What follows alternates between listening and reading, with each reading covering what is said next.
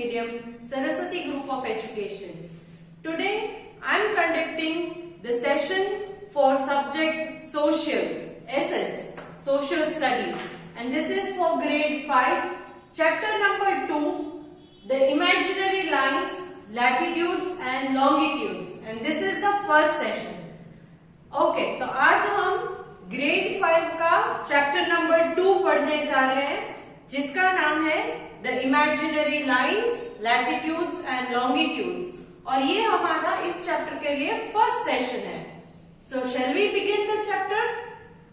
Okay, so now let us recall from the first chapter in the previous grade a bit.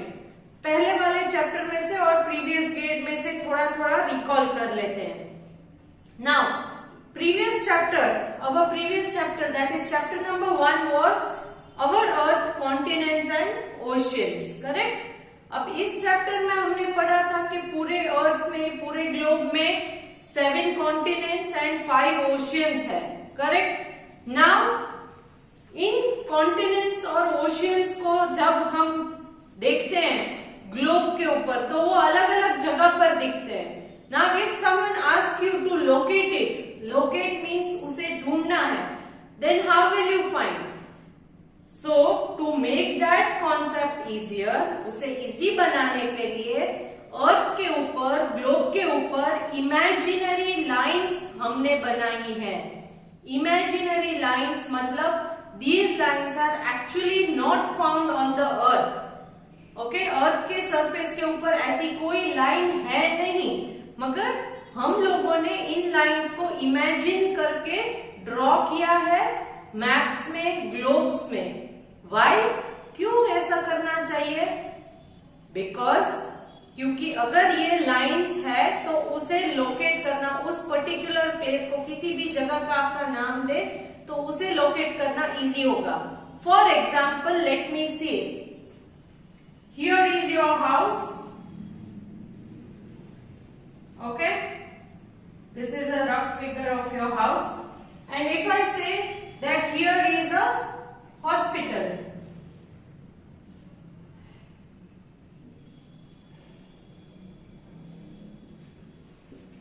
this is a hospital, this is your house. Okay, this is house, this is hospital.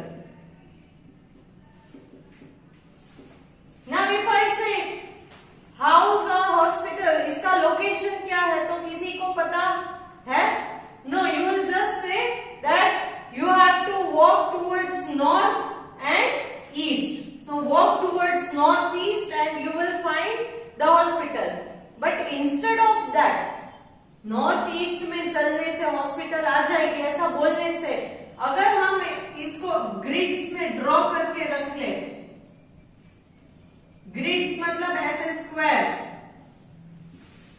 यहां पर number देंगे A, B, C, D, यहां पर 1, 2, 3, 4, 5, 6. Now your house, where is your house? In B number 5, B number 5. So B5 में आपका house आएगा. House कहां पर है? B5, B, line B number 5, यहां पर हाउस है. हॉस्पिटल कहां पर है? D and 3, D3. So hospital D3, correct. So अगर ये लाइंस है तो किसी भी प्लेस को लोकेट करना इजी होगा. See, for example, if in this box I am having a big tree, so where is the tree? A2, A2. तो ये लोकेट करना इजी हो जाता है. Yes, in the same way, ये ग्लोब है इमेजिनरी. ओके, ग्लोब के अंदर किसी भी प्लेस को अगर आपको लोकेट करना है, ढूंढना है, तो इन लाइंस को स्टडी करके, इनके बारे में अगर जानकारी लोगे तो स्टडी करना आसान हो जाएगा. Otherwise you know it will be very difficult just with the help of north, east, west, south. सिर्फ ईस्ट, वेस्ट, नॉर्थ, साउथ बताने से कोई कोई जगह आसानी से नहीं मिलती है। सो now let us begin this chapter. अब इस चैप्टर को हम स्टार्ट करते हैं।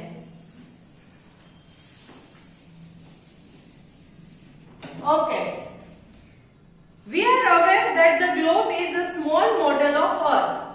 ये हमें ऑलरेडी पता है कि ग्लोब क्या है, मॉडल ऑफ अर्थ, मतलब अर्थ का छोटा सा हमने मॉडल बनाया है जिसको हम ग्लोब कहते हैं, correct. The shape of the earth is like an orange. Earth का शेप भी कैसा है, ऑरेंज की तरह। From the top and the bottom it is a bit flattened and from the between it is bulge.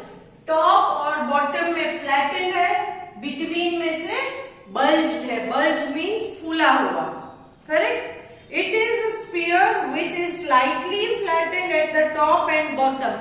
Sphere मतलब कोई भी गोल चीज अगर है तो उसे स्फीयर कहते हैं, ओके। कोई भी गोल चीज, योर बॉल, फुटबॉल आपके पास अगर हो, क्रिकेट का बॉल हो तो उसे स्फीयर कहते हैं। कोई भी गोल चीज को स्फीयर कहते हैं।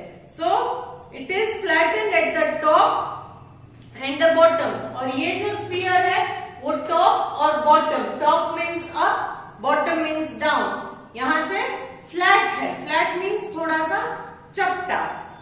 When we look at a globe, we see number of countries and important places marked on it. जब हम ग्लोब को देखते हैं तब उसमें बहुत सारे कंट्रीज है या बहुत सारे प्लेसेस है, इंपॉर्टेंट प्लेसेस जो हमें उसमें दिखाई देते हैं। सारे के सारे दुनिया में जितनी जगह सब नहीं होती है, मगर कुछ इंपॉर्टेंट कंट्रीज है या कुछ इंपॉर्टेंट प्लेसेस है वो वहां पर मार्क रहते ही हैं। Now if you are asked to locate a particular place, say Mumbai, how will you do that? अब उस पूरे ग्लोब में से अगर मैं आपको पूछूं कि show me where is Mumbai, Mumbai कहां पर है, तो आप दिखा पाओगे? आपको इंडिया शायद इजीली दिख जाए, मगर मुंबई कभी कभी if you don't know exactly the location of Mumbai, India में मुंबई कहां पर है वो लोकेशन अगर आपको नहीं पता है तो आपको मुंबई को लोकेट करना आसान होगा नहीं। How will you do it? तो आप कैसे करोगे? It is not easy to look at the places in the globe. तो इस वजह से ग्लोब के अंदर विदाउट एनी इंफॉर्मेशन कुछ भी लोकेट करना या कुछ भी कोई भी प्लेस को फाइंड करना इजी नहीं है, it is difficult. Also if the place is very small it may not be marked on the globe at all.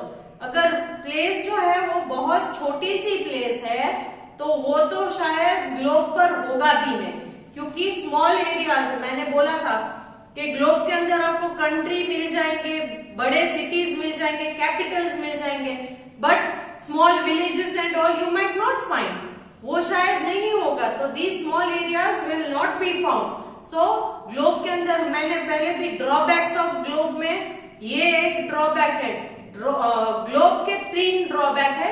First drawback कि ग्लोब का एक फेस जब दिखता है तो पीछे वाला फेस नहीं दिखता है। When you can see one face of a globe the other face becomes invisible. And second में drawback was it is not easy for the globe to be carried to every places. So globe को हर जगह पर carry करके ले जाना भी easy नहीं है। देन थर्ड ड्रॉबैक इज, तीसरा ड्रॉबैक कौन सा है ग्लोब का, कि ग्लोब के अंदर हर जगह मार्क नहीं होती है। कुछ इंपॉर्टेंट सिटीज है या कुछ कंट्रीज है या कुछ कैपिटल्स है वो मार्क होते हैं, मगर हर जगह मार्क नहीं होती है। So what can we do to find it? Now आपको इतनी आसानी से तो वो मिलेगा नहीं। सिर्फ मैं आपको ग्लोब दे दूं और बोलूं कि इसमें से मुंबई ढूंढ लो तो आपको ढूंढना आसान नहीं होगा। तो तब हम क्या करेंगे? In this chapter, we will learn about certain lines which are drawn on a map or globe to locate a place on the surface of earth or give direction to people. तो इस chapter में हम यही सीखेंगे कि आपके globe में या आपके मैप में किसी भी जगह को ढूंढना है तो वो कैसे ढूंढें। कैसे ढूंढेंगे? इमेजिनरी लाइंस जो है उनको स्टडी करने से। इमेजिनरी लाइंस, अब इमेजिनरी लाइंस का कोई तो नाम होगा ना, सिर्फ मैं होंगी लाइंस, तो किस लाइन को आप ढूंढोगे? क्योंकि ग्लोब में, मैप में तो बहुत सारी लाइन होती है, तो ये लाइंस कौन सी है जिससे आप किसी भी प्लेस को लोकेट कर सको, इसके बारे में आज हम सीखेंगे इस सेशन में। Now as I told you earlier, this was the introduction. Now we are moving to second point, use of an atlas. Atlas क्या है? Since we are talking about the imaginary lines of a globe or a map, हम क्या पढ़ रहे हैं? Imaginary lines globe और map की। तो ये मैप, ग्लोब तो वैसे ही पूरा एक ही होता है, just a one piece of earth model, but map में अगर डिटेल में हम जाएंगे तो आपने देखा होगा कि एटलास अगर आपके पास है या आपके बुक में भी ग्लोब दिया है, I mean drawing a picture of a globe, you can see it in page number 259. You can see some lines on it. उसके ऊपर कुछ lines है, grids बनी है। grid मतलब horizontal and vertical lines are drawn and you can form a checks pattern on it. checks वाला pattern पूरे globe पर दिखेगा, करेक्ट? सो ये जो है वो आपको एटलास में क्लियरली दिखेगा, हर मैप के अंदर ये होता है। ये एटलास क्या है? Book of map is called an atlas. A book of map is called an atlas. उसमें अलग अलग किस्म के मैप्स होते हैं, पर्टिकुलर किसी एक प्लेस के बारे में, एक कंट्री के बारे में, पूरे वर्ल्ड के बारे में, फिर अलग अलग थीम्स पर भी मैप बनाए जाते हैं, correct? Thematic map. So now you can take out your atlas and flip through their pages. Towards the end you will come across a section called the index. अगर आपके पास एटलास है तो आप उसके पेजेस को फ्लिप करके पीछे की तरफ अगर लास्ट में, एंड में देखोगे तो उसमें एक इंडेक्स करके कॉलम आएगा, पूरे पेज में इंडेक्स होगा। वो इंडेक्स क्या है? An index show you the name of place marked on different map of the atlas. Name of place marked on different maps of a atlas. अलग अलग जगहों का नाम दिया होता है उन इंडेक्स में। लेफ्ट हैंड साइड में आपको प्लेस का नेम दिखाई देगा। इंडेक्स का पेज आप जब खोलोगे तब लेफ्ट हैंड साइड में आपको प्लेसेस के नेम दिखेंगे। आप शायद रेस्टोरेंट में खाना खाने के लिए जाते हो तो आपने मेनू देखा होगा, करेक्ट? उस मेनू में लेफ्ट हैंड साइड में आप क्या देखते हो? अलग अलग डिशेस के नाम, एंड राइट हैंड साइड में उस डिशेस के कॉस्टिंग, प्राइस, कितने की आएगी वो डिश। सब्जी है तो कितने की सब्जी है, वो राइट हैंड साइड में, कॉस्टिंग राइट हैंड साइड में होगा, लेफ्ट हैंड साइड में आपके डिफरेंट डिशेस के नेम्स होंगे, correct?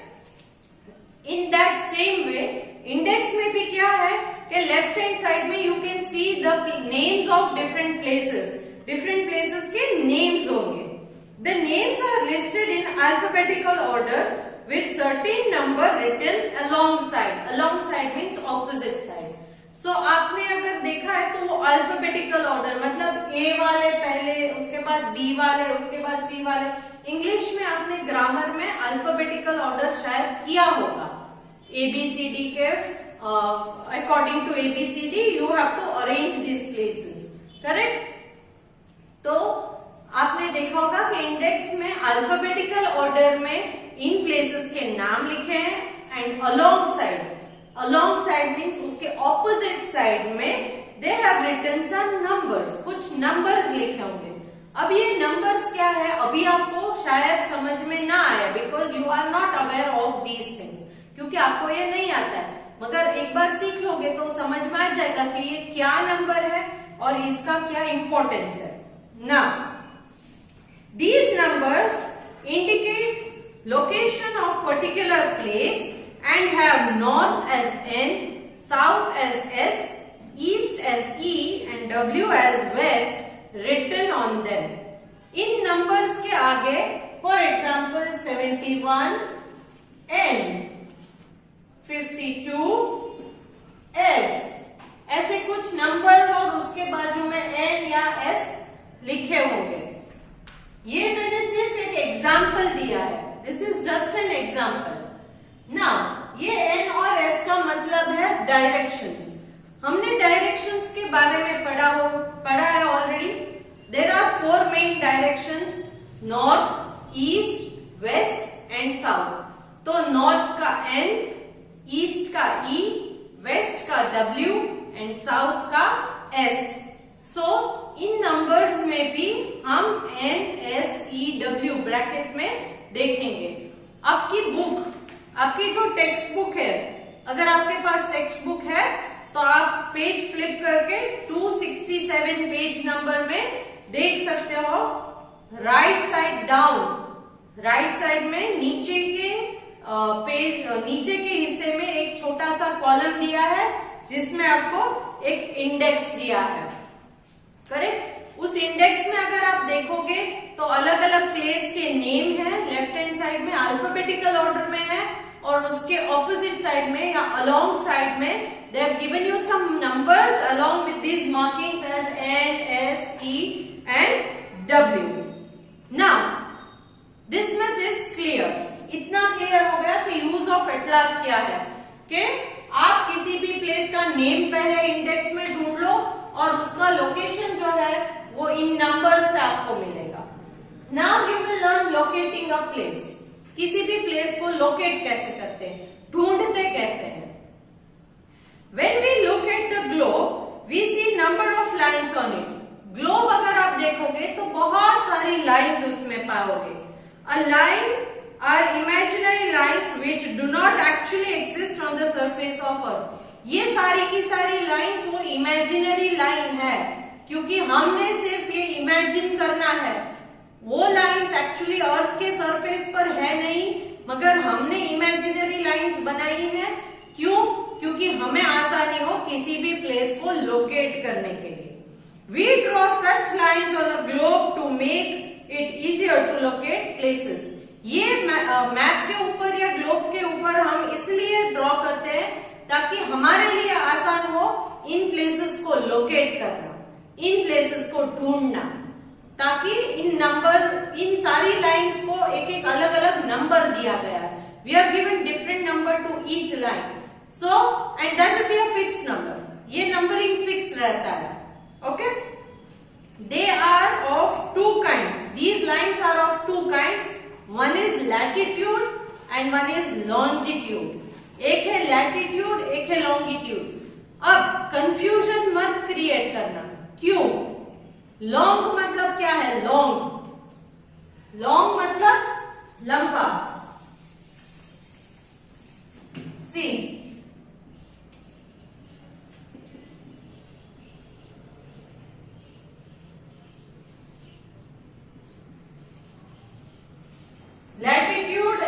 Latitude and longitude. Long का मतलब है लंबा, तो लॉन्ग मतलब लंबा है, तो लंबा तो ऐसे कहते हैं ना, ऐसे को लंबा कहते हो? No, this is long, this is not long, okay. So longitude, ये नाम याद रखना। तो इसका मतलब है अगर ये ग्लोब है, ये ग्लोब है, यहां पर ये नॉर्थ पोल, ये साउथ पोल, ये मैंने नॉर्थ पोल और साउथ पोल देखो टिल्टेड पोजीशन में किया है, cross position. See here, cross में है मेरी स्केल, करेक्ट। तो ये टिल्टेड पोजीशन में, तो यहां से ऊपर से नीचे जो लाइंस आएंगी उसे हम लॉन्गिट्यूड कहेंगे, और ऐसे क्रॉस में जो लाइंस जाएंगी उसे लैटिट्यूड कहेंगे। North pole, south pole, centre में क्या आएगा? Yes, centre there is equator. ये इक्वेटर है, अर्थ के बीचों बीच जो अर्थ को डिवाइड करता है into 2 equal halves. This line is equator. Equator is the largest और द लॉन्गेस्ट लैटिट्यूड। ये लैटिट्यूड है, इक्वेटर एक लैटिट्यूड है और सबसे बड़ी लैटिट्यूड, क्योंकि जैसे जैसे ये ऊपर की तरफ बढ़ती जाएगी यहाँ की लाइंस वो छोटी होती जाएगी, यहाँ की लाइन तो एकदम छोटी आ जाएगी। तो सबसे बड़ी लाइन कौन सी है? ये वाली, इक्वेटर। इक्वेटर क्या है? It is a latitude. ये इक्वेटर एक लैटिट्यूड है। Now north pole, south pole, equator divides the globe in 2 equal half north की तरफ है तो इसको हम बोलते हैं, इस पार्ट को, अर्थ के इस पार्ट को, इक्वेटर से ऊपर वाले हिस्से को नॉर्दर्न हेमिस्फीयर कहेंगे, इक्वेटर से नीचे के हिस्से को सदर्न हेमिस्फीयर कहेंगे। क्या कहेंगे? Southern hemisphere. Now we already know that the axis of earth is imaginary line passing through its center. ये एक्सिस ऑफ अर्थ एक इमेजिनरी लाइन है जो अर्थ के बीचों बीच में से, ऐसे सेंटर में से क्रॉस होकर आती है। Correct? The earth constantly rotates on its axis, और ये अर्थ जो है इस एक्सिस के ऊपर कॉन्स्टेंटली घूमता रहता है, रोटेट करते रहता है। Rotation causes day and night, so one rotation takes 24 hours and it causes changes in day and night. The two ends of the axis are called the poles. ये axis के दो and है, जो ये वाला एंड और ये वाला एंड, इसको पोल्स कहेंगे। North pole and south pole, north pole, south pole. This is an axis. ये एक्सिस है जिसके ऊपर अर्थ रोटेट करता है। ये एक इमेजिनरी लाइन ही है। And this axis, the fixed point of axis are called the poles. ये दो poles है, वो end of the axis है, ends है axis के। ऊपर की तरफ का north pole, नीचे की तरफ का south pole. The point in the north is north pole and the point in the south is south pole. Point in the north is north pole, point in the south is south pole. Okay? Now, let us learn a bit more about imaginary lines. In imaginary lines के बारे में थोड़ा और पढ़ेंगे। The equator is imaginary line drawn halfway between the north pole and the south pole. ये equator है। ये equator क्या है? ये भी एक इमेजिनरी लाइन ही है।